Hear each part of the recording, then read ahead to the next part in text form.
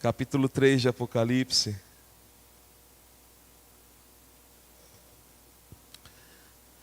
Versículo 1, e depois Apocalipse, capítulo 22, versículo 20. Diz assim: ao anjo da igreja em Sardes escreva: essas são as palavras daquele que tem 7 Espíritos de Deus e as 7 estrelas. Conheço as suas obras, você tem fama de estar vivo, mas está morto. Esteja atento, fortaleça o que resta e o que está para morrer, pois não achei suas obras perfeitas aos meus olhos. Lembre-se, portanto, do que você recebeu e ouviu. Obedeça, arrependa-se, mas se você não estiver atento, virei como um ladrão, e você não saberá a que hora virei contra você. No entanto, você tem aí em Sardes uns poucos que não contaminaram as suas vestes. Eles andarão comigo, vestidos de branco, pois são dignos.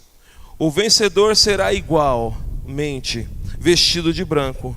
Jamais apagarei o seu nome do livro da vida, mas o reconhecerei diante do meu Pai e dos seus anjos. Aquele que tem ouvidos, ouça o que o Espírito diz à igreja.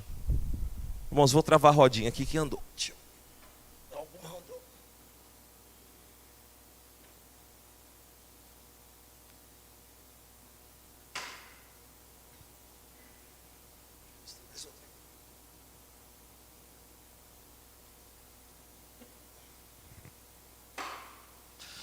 Senhor Deus Todo-Poderoso, Rei dos Reis, Deus maravilhoso, nós te amamos e sabemos o quão bom Tu és, ó Pai querido. E quanto o Senhor tem cuidado de nós. Então, Deus maravilhoso, nós pedimos, fala conosco, Pai.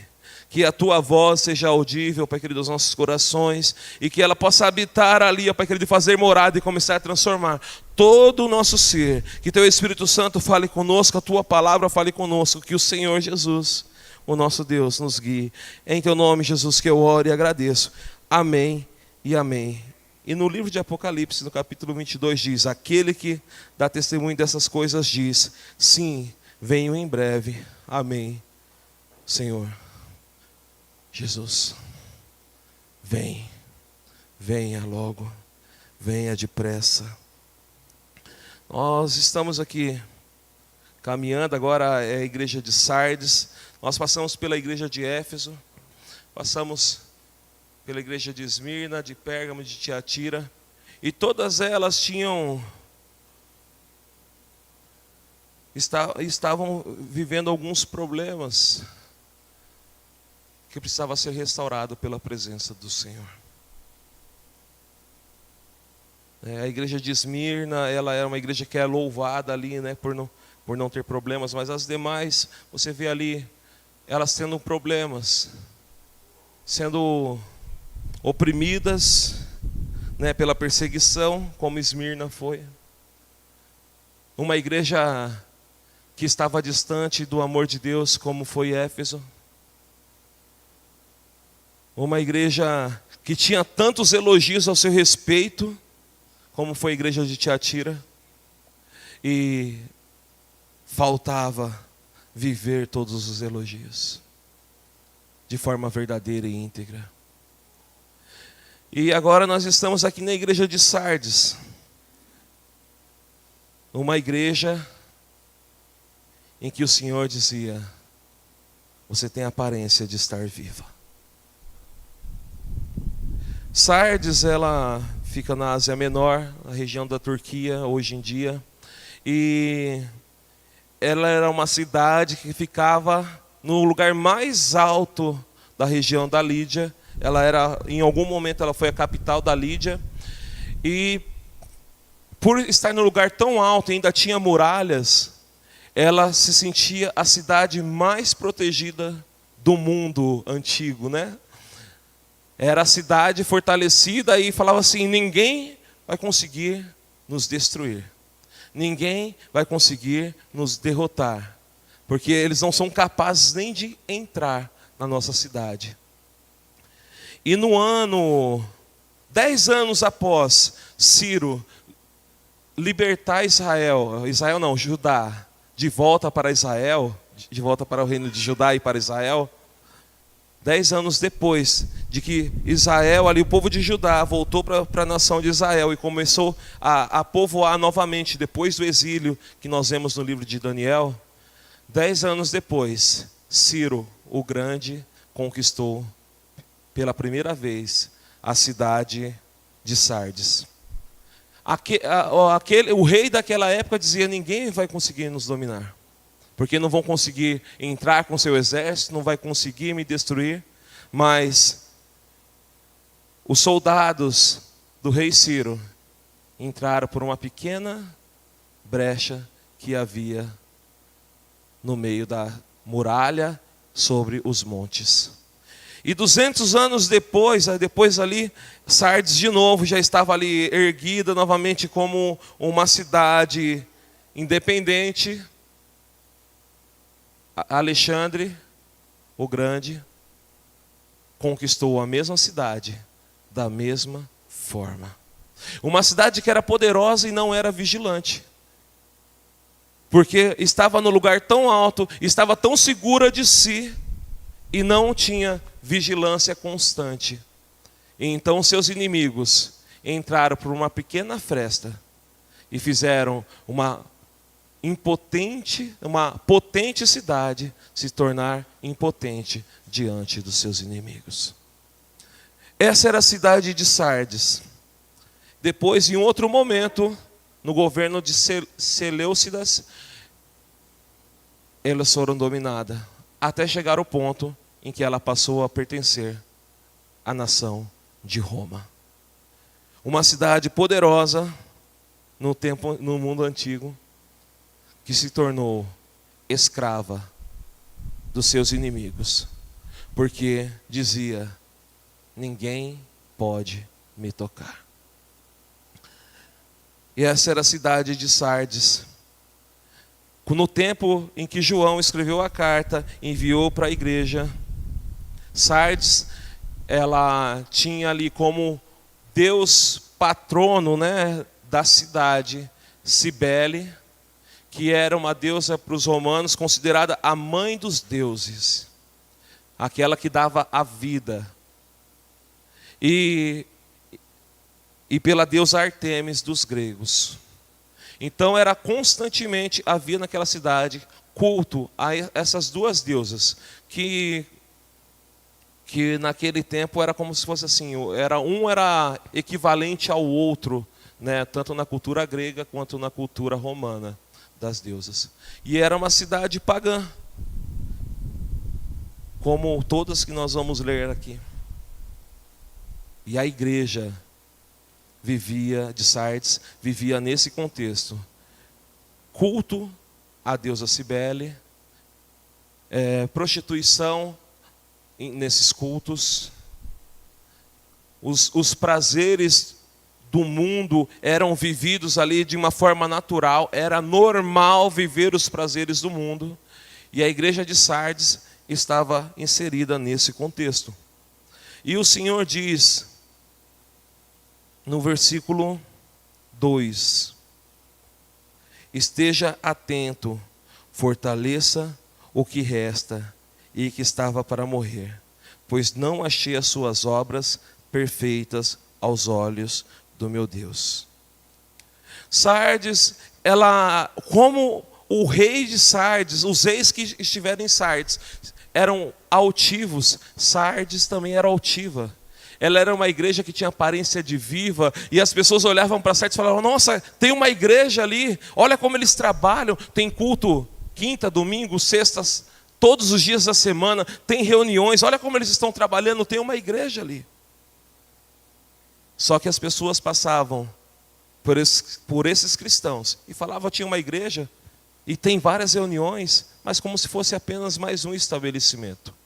Como se fosse mais uma reunião de pessoas ali que diziam: nós viemos adorar ao Senhor, assim como eles faziam com os deuses. Existia uma igreja, os irmãos ficavam felizes de terem cultos todos os dias, os irmãos ficavam felizes de saírem das suas casas, se reunirem e não haver perseguição, de não haver, porque você vai ver aqui, não tem perseguição contra a igreja de Sardes. Eles se sentiam felizes e orgulhosos de si. Olha como nós temos sido abençoados, porque nós fazemos todas as reuniões e não estamos sofrendo como sofreu Esmirna. Porque nós fazemos todas as reuniões e não estamos ouvindo como viu Éfeso. Tenho, porém, contra ti que você deixou seu primeiro amor. E elas andavam felizes, os irmãos daquela igreja, no meio daquela geração, no meio daquele povo, viviam felizes com as suas reuniões e com seus cultos. E não sofrendo nenhuma opressão sobre si. Uma igreja que não é ativa no reino de Deus, que só faz reuniões e não tem comunhão com seu Deus, ela não sofre ataques. Porque para que Satanás vai atacar uma igreja que já está morta? Que só participa de reuniões? Que só participa de eventos? E não tem comunhão com o Senhor seu Deus? Para que os romanos ali, os judeus daquele lugar, iam atacar aquela cidade, iam ali, aqueles que viviam as seitas, como foram perseguidas a igreja de Éfeso?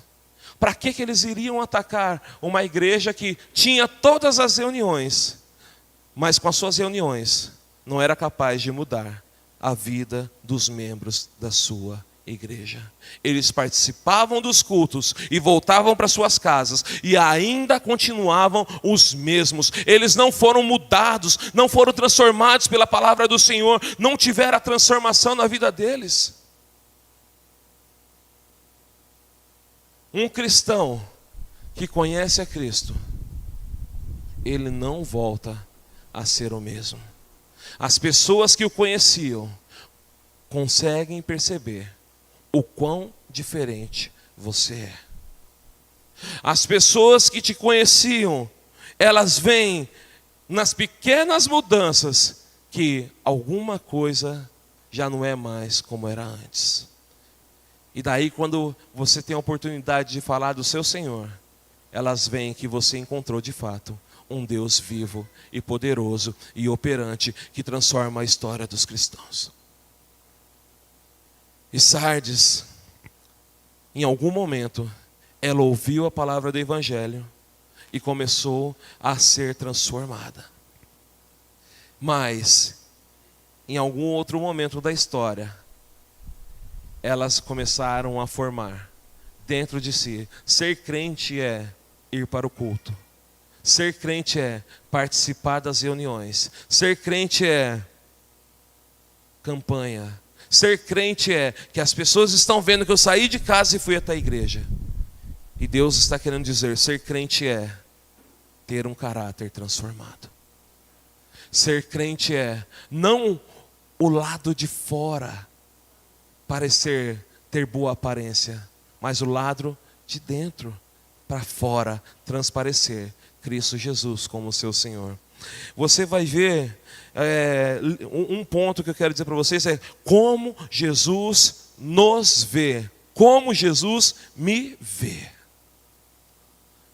Porque as pessoas, quando elas nos veem, elas veem a aparência. Onde nós aprendemos isso na Bíblia? Livro de Samuel. Deus chama Samuel e fala assim, olha, eu rejeitei Saul, eu não vou mais falar com ele, eu não vou ter, porque ele deixou de me seguir, porque ele deixou de ouvir a minha voz, porque ele amou a honra a si mesmo do que ouvir a minha voz. E daí ele envia Samuel à casa de Jessé e fala assim, vai à casa de Jessé, porque eu vou ungir um dos seus filhos a rei. E Samuel chega ali na casa de Jessé, e Jessé fala assim, e Samuel fala assim, eu vim consagrar aqui o novo rei de Israel. E Jessé, com toda a sabedoria, pensou, é o mais forte, é o mais velho. Ele que tem o governo aqui na casa. Depois de mim é meu filho mais velho que fala. E daí veio o mais velho, e Samuel já estava pronto ali. Abriu o chifre e falou, é esse que vai ser o rei. E Deus fala, Samuel, eu não vejo como o homem vê, eu vejo o coração. E nós sabemos que passaram 7 filhos de Jessé ali. E todos os 7 não era aquele que o Senhor estava dizendo, eu não vejo. Eu não estou vendo a aparência. E quando chegou a um momento em que falou assim, acabaram os seus filhos? Ele disse, não, existe Davi, meu filho, caçula, pequeno, frágil, não tem autoridade sobre nada, só cuida das ovelhas. Daí Samuel, manda chamar ele. E daí Deus diz, este é aquele que você deve consagrar. No livro de 2 Samuel, quando Davi ali está falando com o profeta Natã, que ele queria construir um templo, e daí Natã falou, pô, é boa a sua ideia, pode construir. Daí Natã vai embora, daí Deus fala assim, não, Davi não vai construir o templo, quem vai construir é Salomão. E daí Natã volta para falar com Davi. E quando ele volta para falar com Davi, Natã diz assim, eu te tirei de trás das malhadas, de trás das ovelhas. Enquanto Samuel estava achando que era aquele que servia no exército do rei, aquele que tinha autoridade sobre seus irmãos, ou achava que era um daqueles mais velhos, Deus estava olhando o pequeno Davi atrás das ovelhas, sendo o mais forte dentre os seus irmãos. Porque enquanto ele estava ali cuidando das suas ovelhas, ele estava olhando para o autor e consumador da fé dele. Davi tinha relacionamento com Deus. E este era o homem segundo o coração de Deus, aquele que o buscava quando ninguém o via. E daí Deus diz que esse é o cristão que ele procura, aquele que o busca, né? A palavra do Senhor diz no livro de João, capítulo 4, diz, mas a hora já chegou em que os verdadeiros adoradores me adorarão o Pai, em espírito e em verdade. E o Senhor diz, é esses que eu estou procurando. E Davi, naquele tempo, já buscava o Senhor. E em contraste a Davi, nós temos lá no livro de Mateus, capítulo 23, aqueles que se achavam que estavam diante de Deus.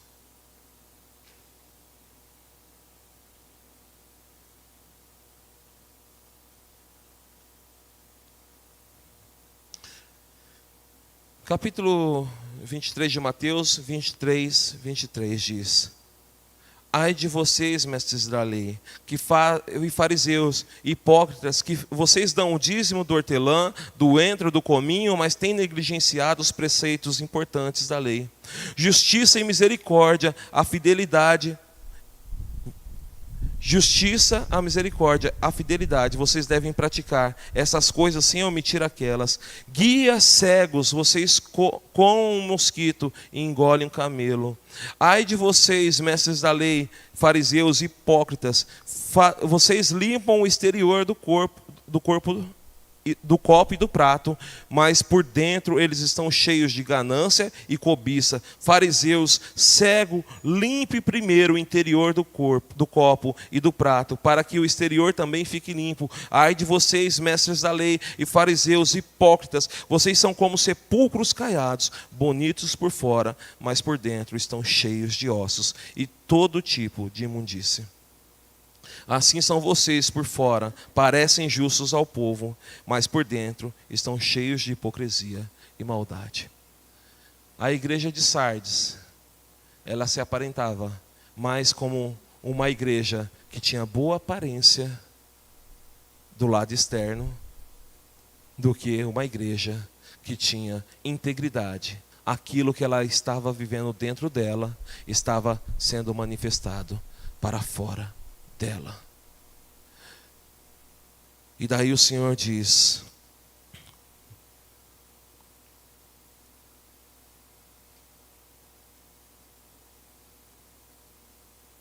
esteja atento e fortaleça o que está para morrer, pois não achei as suas obras perfeitas aos meus olhos. Lembre-se, portanto, do que você recebeu e ouviu. obedeça, arrependa-se. Mas se você não estiver atento, virei como um ladrão e você não saberá que hora virei contra você. Fortaleça. O Senhor está dizendo para uma igreja que tinha aparência de vivo, que ela estava fraca e era necessário que ela se fortalecesse, dizendo: lembra-te, portanto, do que você recebeu e ouviu. Irmãos, livro de Marcos, livro de Mateus, livro de Lucas, vai falar que o Senhor Jesus, e livro de João, que quando ele foi cheio do Espírito, ali depois que ele foi batizado, veio o Espírito do Senhor sobre ele, e ele saiu, e nos primeiros momentos em que ele sai ali, você vê o Senhor libertando um menino que estava endemoniado, você vê o Senhor entrando na casa de Pedro e curando os enfermos que estavam ali. A partir da sogra de Pedro, diz que ele curou a sua sogra, e depois foram trazendo durante toda a noite pessoas enfermas e endemoniadas, e ele curou muitos e também expulsou muitos demônios naquele dia.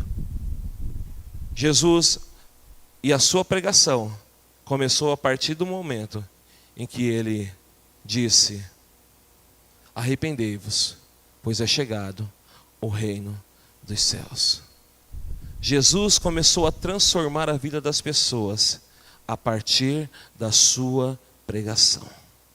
E ele diz para essa igreja: lembre-se, portanto, do que você recebeu e ouviu.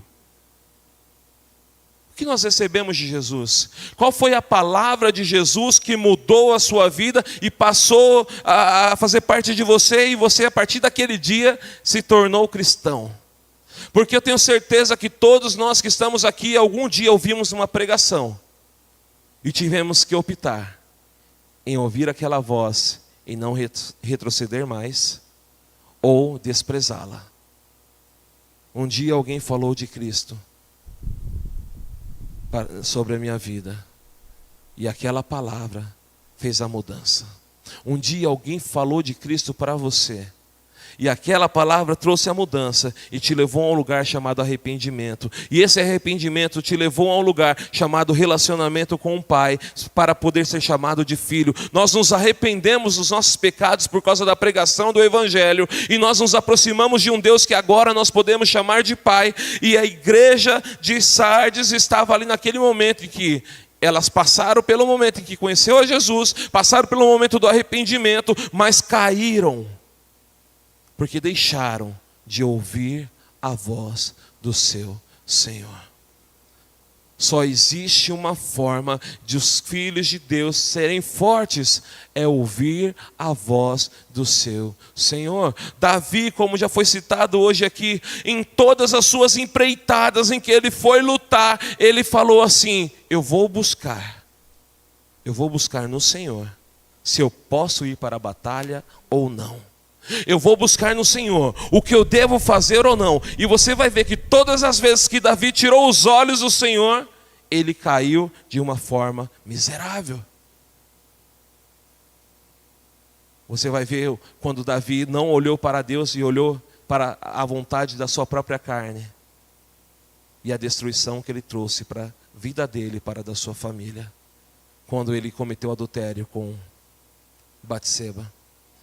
Você vai ver Davi, quando o seu coração se orgulhou e não olhou para Deus, mesmo o seu general dizendo assim: Deus tem sustentado você, e ele promoveu o censo no meio de Israel, ele fracassou. Mas quando você vê Davi olhando para Deus e perguntando: Senhor, eu devo ir para a batalha? E ele ouvia a voz de Deus e ia para a batalha, e o Senhor o abençoava. Senhor, eu devo ir para a batalha? Não vá. Ele não ia, e o Senhor guardava ele e os seus exércitos. Você vai ver isso na vida de Davi, um homem que buscava ouvir a voz de Deus. Uma igreja, ela tem que se fortalecer através da voz do seu Deus. E como é que o Senhor fala com a sua igreja? E como é que o Senhor fala com essa igreja? É através da sua palavra. E esse capítulo começa assim: ao anjo da igreja em Sardes escreva, essas são as palavras daquele que tem os 7 Espíritos de Deus. 7 representa a completa perfeição. Aquele que tem o Espírito de Deus. O Senhor fala com a sua igreja, a igreja que tem o Espírito Santo do Senhor sobre a sua vida. O Senhor fala com a sua igreja através da pregação do seu anjo, da pregação do pastor. O Senhor fala com a sua igreja através da sua palavra. O Senhor em todos os momentos, Ele quer ter um relacionamento com você. Aqui neste lugar é um local de relacionamento com Deus. Na sua casa, quando você pega a Bíblia e vai ler, é um local de relacionamento com Deus. É um momento em que você deve dizer como Davi: Senhor, eu devo partir para a batalha. O que eu devo fazer nessa guerra em que estou enfrentando da minha saúde? O que eu devo fazer nessa guerra que eu estou vivendo com a minha vida financeira? O que eu devo fazer com essa guerra que eu estou vivendo porque não consigo entrar em acordo com a minha família? Não consigo viver um relacionamento que deveria ser aquele a qual o Senhor disse que eu devo viver, que é seguir a paz com todos, que é viver em amor, em unidade com os irmãos da igreja, quer viver uma vida em que ama o seu próximo como a ti mesmo. E daí você começa a buscar no Senhor, e o Senhor começa a trazer palavras reveladas ao seu coração, que transformam o seu caráter e te ensina a amar aquele a quem você tinha raiva, a ira, e consegue perdoar aquele que te causou dor. E nós só conseguimos fazer isso não porque nós somos bons, mas porque o Espírito de Deus nos conduz e nos levou a um lugar de arrependimento e nos ensina a ir a um lugar aonde nós agora podemos perdoar. A palavra de Deus, ela tem que moldar o seu coração. Você tem que ser aquele que ouve a voz do Senhor, para não cair nas ciladas que caiu a igreja de Sardes, em achar que estava tudo tranquilo, porque não havia perseguições, tudo tranquilo, porque não tinha ali contra eles, ali os nicolaítas, tentando minar a palavra de Deus da vida deles. E não estava tranquilo, porque eles não tinham relacionamento com a palavra de Deus. Não estava tranquilo porque não tinha relacionamento com o Santo Espírito de Deus. Não estava tranquilo, a aparência era de vivo porque tinha todas as reuniões, mas estava morto porque não tinha relacionamento com seu Deus. Quantas pessoas hoje que estão aqui ou que estão ouvindo, vão ouvir essa mensagem, ou estão em outras igrejas, têm a aparência de estar viva. As pessoas olham e falam: que homem de Deus, como ele é perfeito no que diz, olha que oração bonita que ele faz, olha como ele traz a Bíblia aqui para todos os cultos, e ele lê a Bíblia, olha como ele isso, ele é aquilo. Só que dentro da sua casa ele não ora. Dentro da sua casa ele não ama a sua esposa. Dentro da sua casa ele não ama os seus filhos. Dentro da sua casa ele não é nada daquilo que aparenta dentro do salão de uma igreja. Como é a sua vida fora daqui? Como é a sua vida fora do salão de igreja e do hall dos irmãos? Você tem um nome como cristão, mas como são suas atitudes? Elas refletem quem é Cristo em você. Você consegue amar aquele que tanto te causou dor e mal? Você consegue perdoar? Eu, junto com a Elisa, a gente vê alguns documentários, e alguns documentários são sobre aqueles que serial killers. E daí você vê as pessoas dizendo: eu não consigo perdoar o que ele fez. E a Bíblia vai dizer que eu só não consigo amar o meu inimigo, se eu não consigo amar aquele que eu vejo, se eu não consigo perdoar aquele que me fez mal, como eu vou poder ter um relacionamento com Deus que eu não o vejo? Como eu vou conseguir dizer que eu o amo se eu não consigo amar o meu próximo? A igreja está inserida neste mundo para expressar as obras do Senhor. O Senhor olhou para mim, para você, e viu que nós mesmos não conseguiríamos nos justificar dos nossos pecados.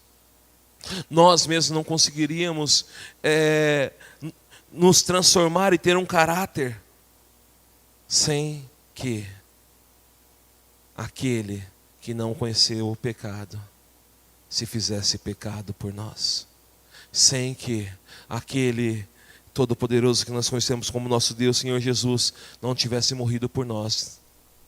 Como diz a palavra do Senhor no livro de João 3,16. Porque Deus amou o mundo de tal maneira que deu seu Filho unigênito, para que todo aquele que nele crê não pereça, mas tenha a vida eterna.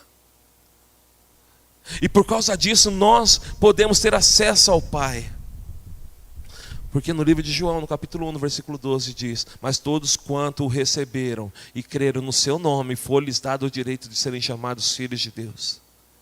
Mas isso só é real para aquele que consegue amar o seu próximo, para aquele que consegue perdoar o seu irmão, para aquele que começa a ter as características de Cristo em si, para aqueles que creem no nome de Jesus e creem na obra que Ele fez, que Ele tira um coração que era de pedra, que não perdoava, e põe um coração de carne que consegue ser sensível e seguir a sua vontade.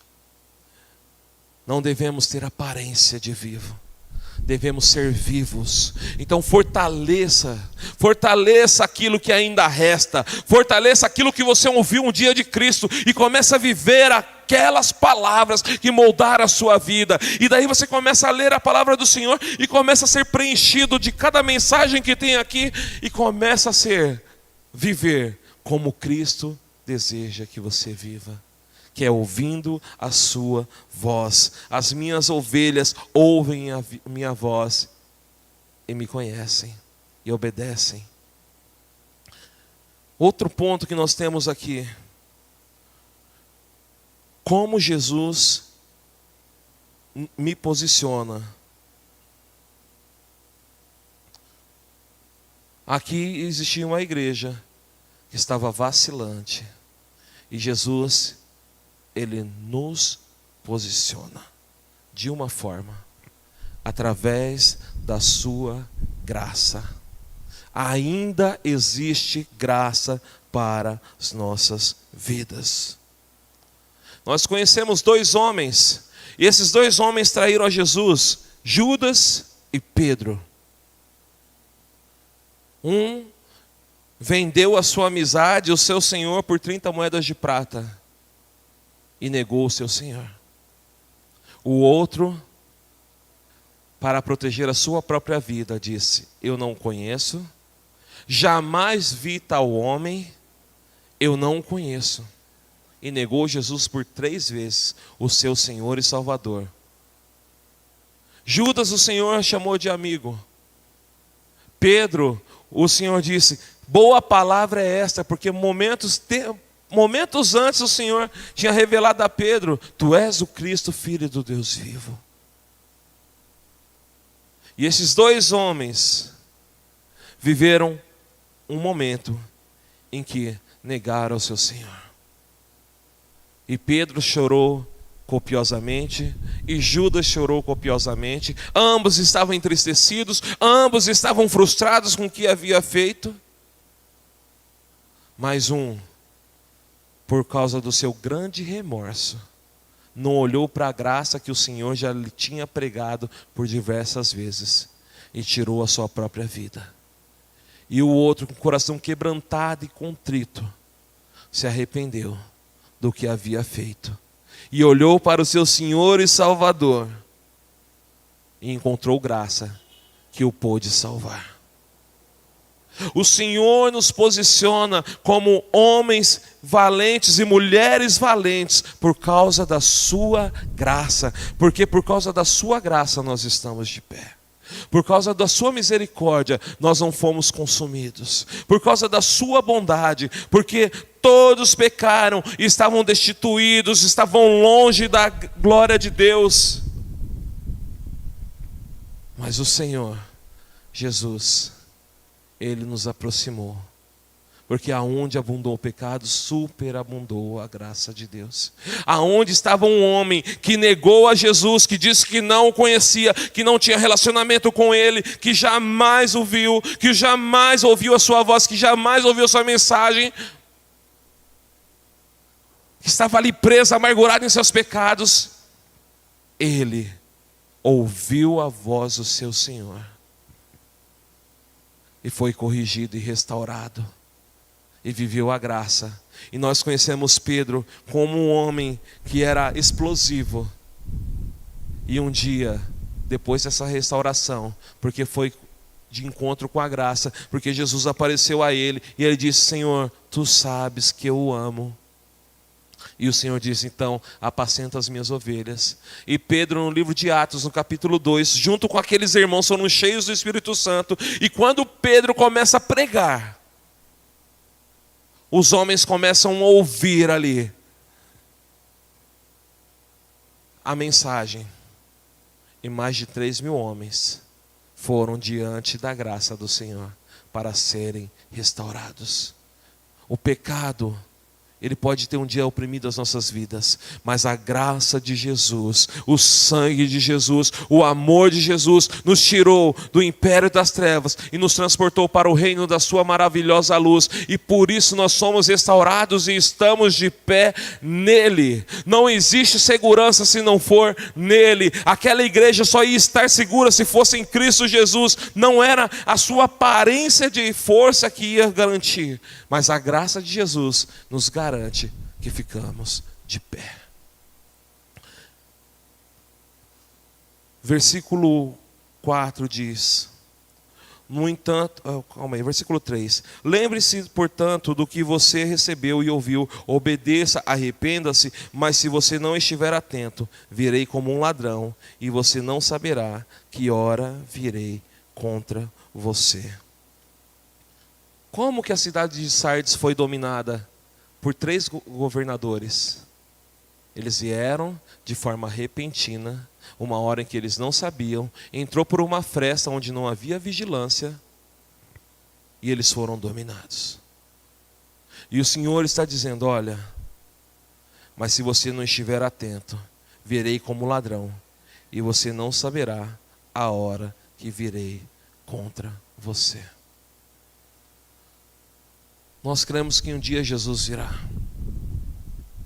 e aqueles que estão nele saberão, ouvirão o som da trombeta. Aqueles que estão nele ouvirá o alarido das trombetas quando ele descer sobre os céus e os anjos chamar os seus filhos, recolher os santos, os salvos, nas extremidades dos céus. A sua igreja saberá. Mas aquele que não ouve a voz do Cordeiro agora, não conseguirá ouvir. Esteja atento para ouvir a voz de Deus. Não cuide que o dia em que Cristo virá, virá no futuro.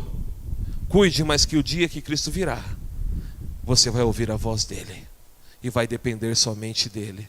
E vai viver somente com ele. Porque ao som da trombeta, ele nos chamará. E essa igreja estava correndo o risco de não ouvir o seu Senhor vindo sobre ela.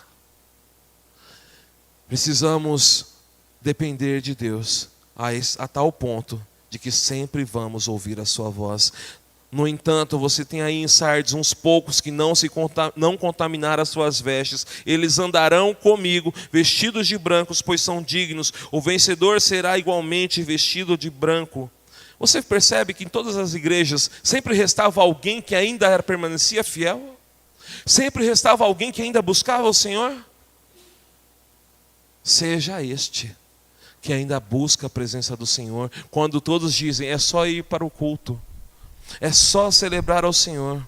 Eu vejo algumas pregações e alguns pastores, e daí eles dizem assim: olha, no culto de domingo, sei lá, a igreja estava com uma quantidade de números. No culto de não sei qual dia, a igreja estava numa quantidade de números. Mas no culto de Santa Ceia, todos os membros estavam lá.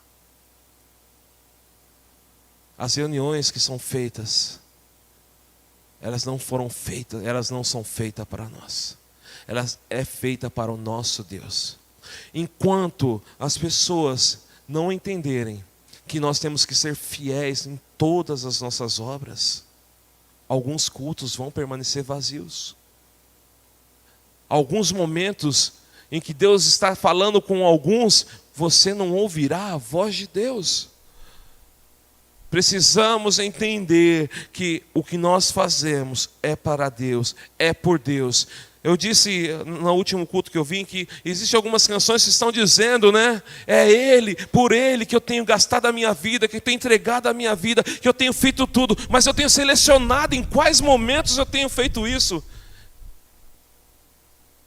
Chegou a hora de sermos como esses poucos que reconhecem que em todo momento é hora de viver a presença do Senhor, que em todo momento é hora do caráter de Deus sair de mim, mas não em alguns momentos. Agora eu vou dar uma de crente, agora eu vou ser o crente que eles precisam ver.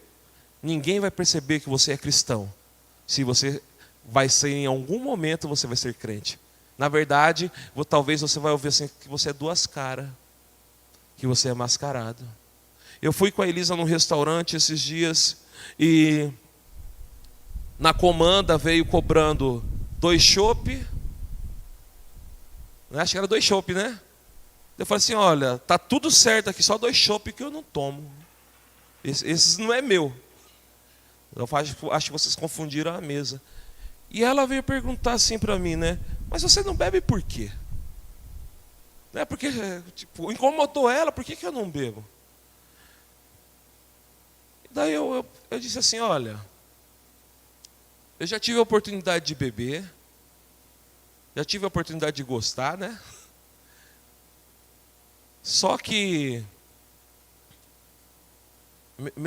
meu pai, ele bebe e ele depende da bebida. Meus tios dependem da bebida. Eu não preciso dela.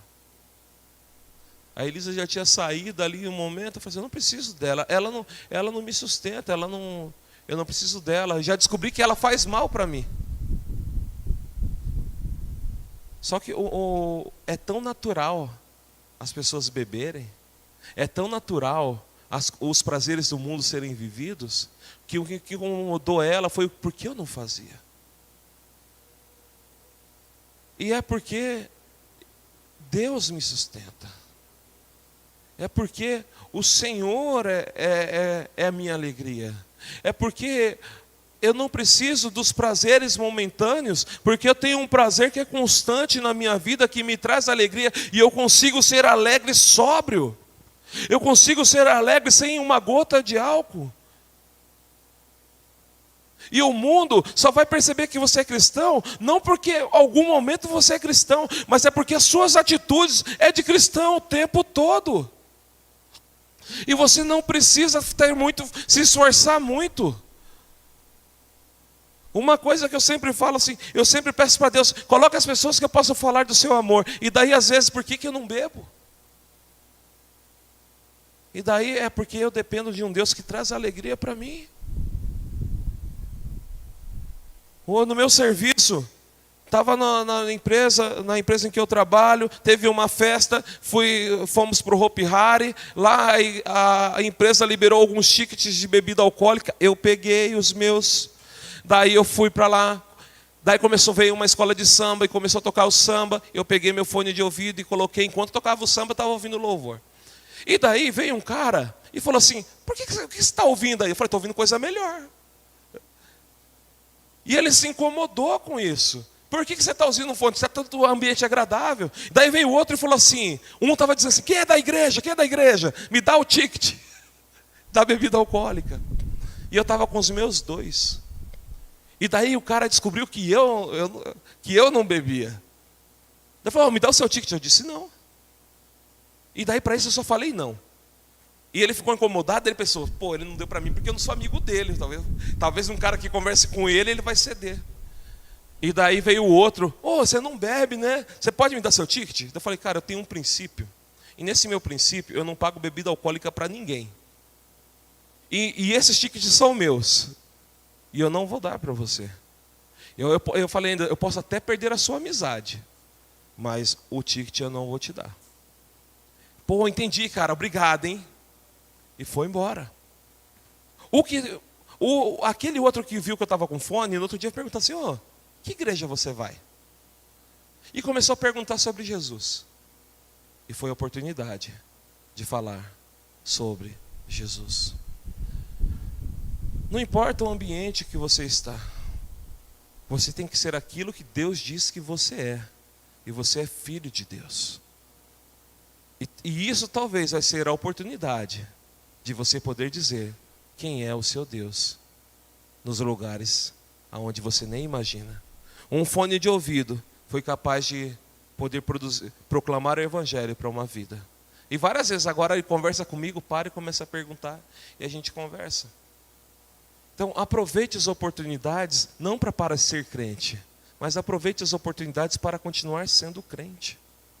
Cristão, filho de Deus, que vai anunciar a palavra dele aonde quer que você esteja. Seja por causa de uma cerveja que cobrou errado, seja por causa de um ticket que te deram e era seu, e você fala assim, não vou te dar, não vou ceder os meus princípios, eu rasguei os tickets, né? E daí o outro rapaz falou assim, se você fizesse isso para mim, eu não falava mais contigo. Eu falei, não tem problema, o ticket ia ser rasgado. Então, nós precisamos ser cristãos o tempo todo. Um outro ponto é que Jesus nos faz andar na contramão deste mundo. E nós conseguimos ver isso porque aqui fala sobre vestes, né? Vestes limpas e vestes sujas. Vestes contaminadas tem a ver com o nosso caráter. E um dia Daniel e seus amigos foram para ali escravizados, né? Na Babilônia. E eles não contaminaram nem as suas vestes, nem o seu ventre, e nem se contaminaram diante de outros deuses.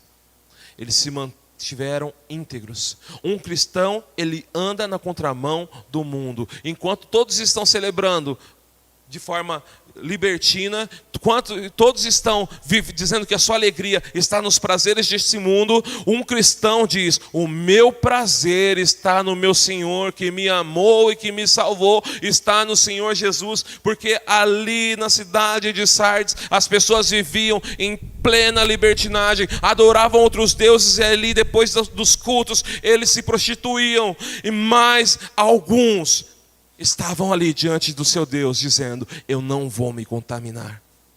Nessa geração estão aqui os cristãos que vão dizer diante do seu Deus e diante do povo, eu não vou me contaminar, eu não vou ceder à proposta do mundo, eu não vou ceder aos prazeres deste mundo, porque eu tenho uma certeza e uma convicção, o meu Senhor está comigo, Ele é minha alegria.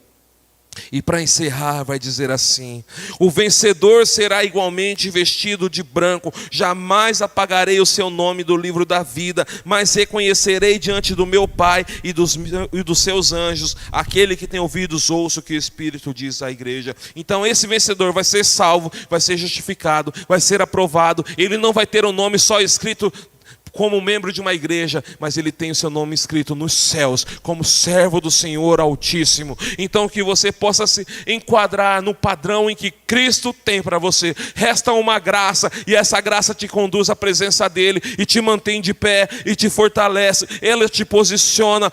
Nós temos um Deus que irá nos fazer andar na contramão deste mundo, mas andando na contramão deste mundo, você talvez vai ouvir como ouviu Daniel, não existe um Deus como o Deus de Daniel, não existe um Deus como o Deus da irmã Neide, não existe um Deus como o Deus da Catarina, não existe um Deus como o Deus do Rafael.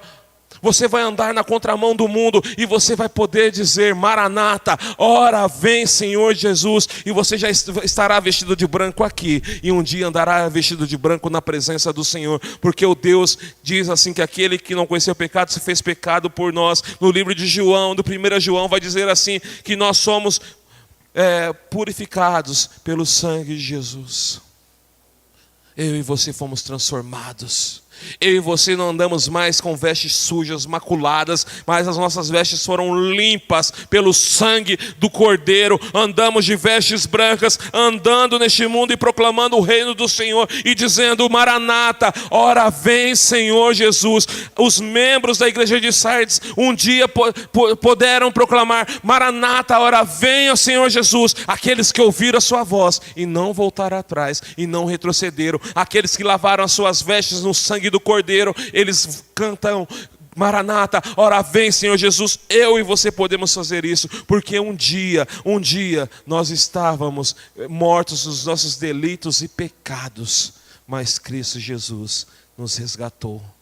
Cristo Jesus nos transformou. Um dia nós éramos escravos do pecado. Quando conhecemos Jesus, como passamos a sermos chamados de filhos de Deus, que andam na sua presença, que andam de branco diante dele. Seja um cristão que anda na presença do Senhor vosso Deus. Seja um cristão que serve a Deus de todo o seu coração. Ouça a voz de Deus. Receba da graça do Senhor. Seja cheio do Espírito Santo do Senhor. E viva neste mundo como filho do Deus vivo. Aleluia. Deus Todo-Poderoso, Rei dos Reis, nós te exaltamos, Deus. E podemos declarar: Maranata, ora vem, Senhor Jesus. E podemos declarar: Rei dos Reis, dependemos de Ti. E podemos declarar que a Tua voz é tudo o que precisamos. Um relacionamento com o Teu Santo Espírito, falando com a Sua igreja, falando com a Sua noiva, falando com os Teus filhos, é tudo o que precisamos, Deus Todo-Poderoso. Precisamos, ó Pai querido, da Tua glória, do Teu poder, da Tua santidade sobre as nossas vidas. E nós alcançamos isso por causa da presença do Senhor, por causa do poder do Senhor, por causa da glória do Senhor. E nós alcançamos isso porque o Senhor vive, porque o Senhor reina, porque o Senhor governa, porque o Senhor é o Deus das nossas vidas. E nós queremos dizer, ó Pai: Maranata, ora vem, Senhor Jesus. Maranata, ora vem, Senhor Jesus.